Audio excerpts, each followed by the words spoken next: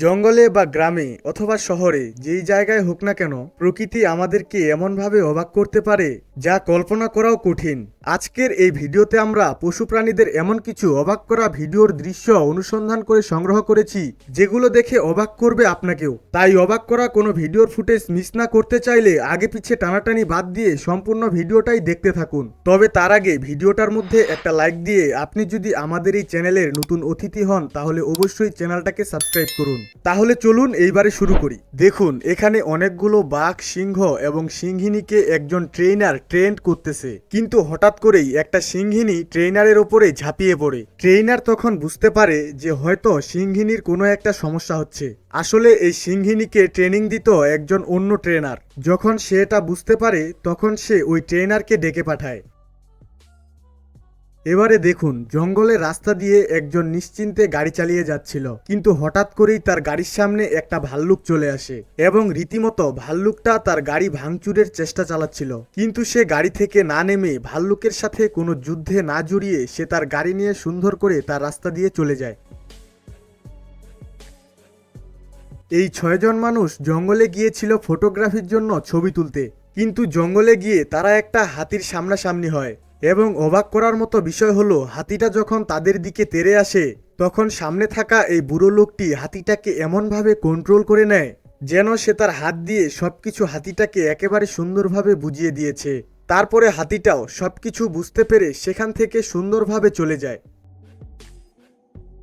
সম্মানীয় অতিথিগণ, এখানে আপনারা দেখতে পাচ্ছেন একটা বড় কালো ষাঁড়। সে কিভাবে তার মাথা দিয়ে এভাবে জেসিপি গাড়িটার মধ্যে ঢিসুম ঢিসুম করে মারতেছে। সে হয়তো বুঝতেই পারেনি যে এই জেসিপি গাড়িটা তার জন্য কোনো ধরনের বিপজ্জনক কিছু হতেই পারে না, কিন্তু সে তারপরও এই জেসিপি গাড়িটার মধ্যে এইভাবে আঘাত করছে, কারণ সে একটা অবলা প্রাণী বলে।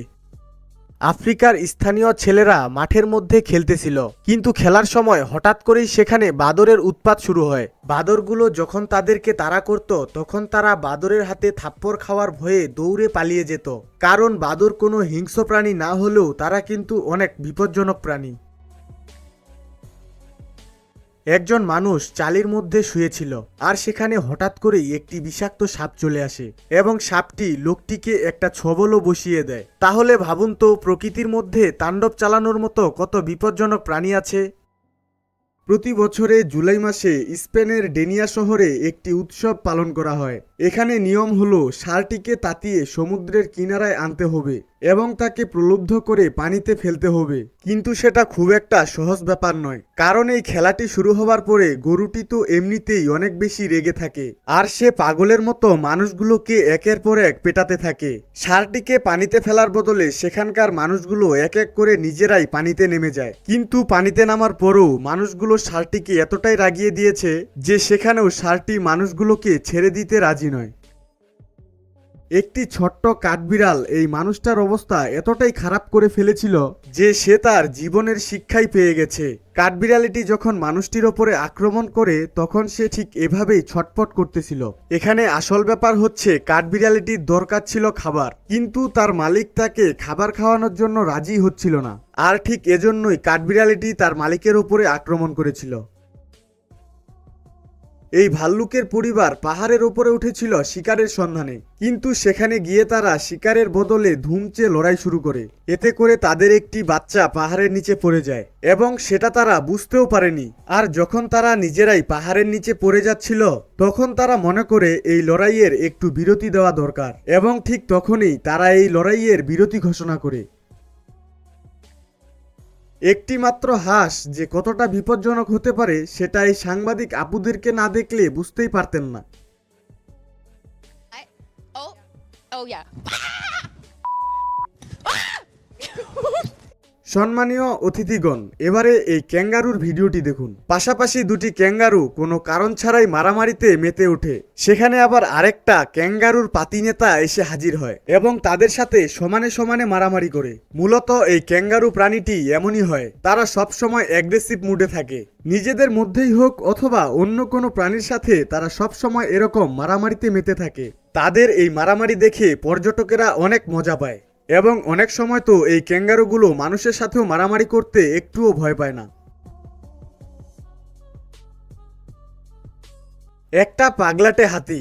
এই হাতিটি এতটাই পাগলাটে হয়ে উঠেছে যে রাস্তা দিয়ে যাওয়ার সময় যে গাড়িগুলোই পাচ্ছে সেই গাড়িগুলোই ভাঙচুর করে শেষ করে দিচ্ছে। এই সমুদ্র সৈকতে ঘুরতে বা বেড়াতে আসে হাজার হাজার পর্যটক, আর এই বাদরগুলো হচ্ছে সেখানকার স্থানীয় প্রাণী। পর্যটকেরা এখানে এজন্যই আসে যে এখানে প্রকৃতির মাঝে এই বাদরগুলোর সাথে কিছুটা সময় কাটানো যায়। আরও বাদরের বাদরামির জলজ্যান্ত প্রমাণ হচ্ছে এই ভিডিওটি। বাদরগুলো এই বয়স্ক মানুষটাকে এতটাই ভয় দেখায় যে সে মাটিতে পড়ে যায়। তারপরে এই লোকটি একটু সাহস করে হাতের মধ্যে একটা বড় লাঠি নিয়ে বাদরগুলোকে পিটিয়ে ভাগিয়ে দেয়, যেন বাদরগুলো এই বাড়ির আশেপাশে আর না থাকে।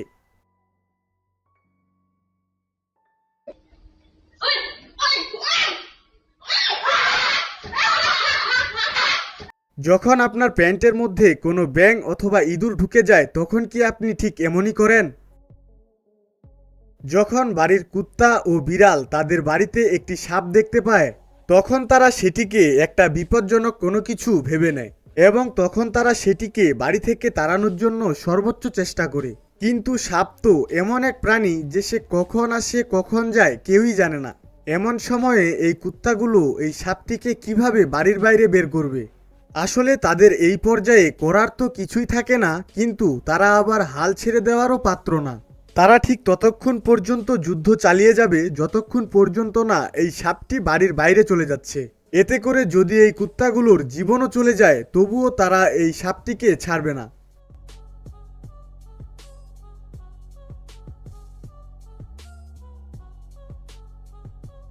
ভিডিওতে একটি মেয়ের সাথে যে পাখিটিকে দেখতে পাচ্ছেন এটার নাম হচ্ছে সবিল পাখি। এরা ডাক দেওয়ার বদলে নিজেদের ঠোঁট দিয়ে একে অপরের সাথে ঠক ঠক শব্দ করে যোগাযোগ করে, যা শুনতে অনেকটা মেশিন গানের শব্দের মতো।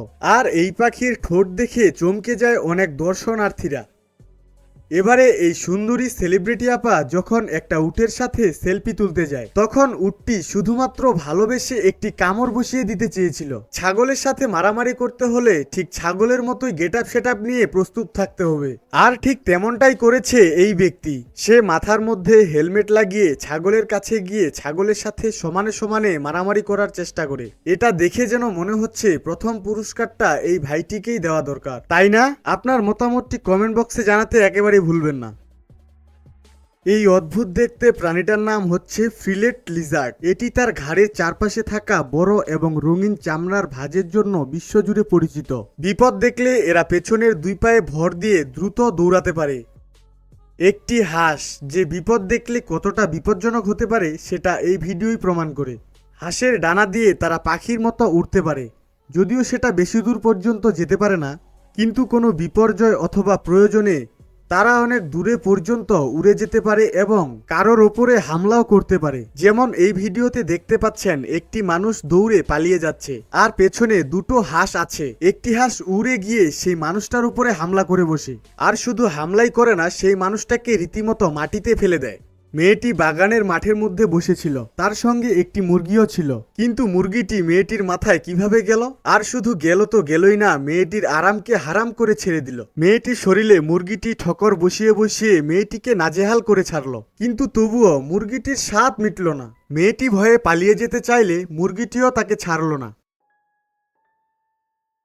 একজন জঙ্গলে রাস্তা দিয়ে সাইকেল চালিয়ে ঘরে ফিরছিল। রাস্তাটা জঙ্গলের মধ্যে হওয়ায় এখানে অনেক পশু পাখি ও জীবজন্তু ছিল, কিন্তু সেটা এই সাইকেলের ড্রাইভার বুঝে উঠতে পারেনি। তাই সাইকেল চালিয়ে যাওয়ার সময় একটা হরিণ এসে তার সাইকেলের সাথে বাড়ি খায় এবং তাকে মাটিতে ফেলে দেয়। এটা কোনো অঘটন ছিল না, এটা ছিল প্রকৃতির একটা নিয়ম।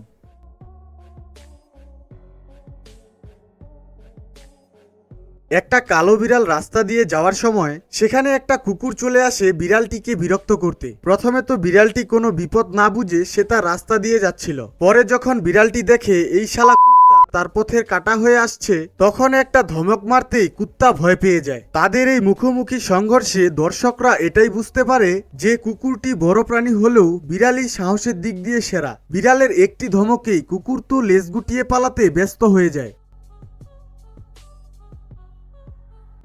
এই ঘন লোম বিশিষ্ট গরুটির নাম হচ্ছে তিব্বতী ইয়ার। এরা হিমালয় অঞ্চল এবং তিব্বতীয় মালভূমির প্রাণী। এরা অনেক শক্তিশালী হওয়ায় যে কোনো সময় এদের মধ্যে লড়াই লেগে যায়। আর এই লড়াই ততক্ষণ পর্যন্ত থামে না যতক্ষণ না পর্যন্ত কেউ তাদেরকে থামায়। এদের শরীরে লোমগুলোর জন্য এদেরকে অনেক সুন্দর দেখায়।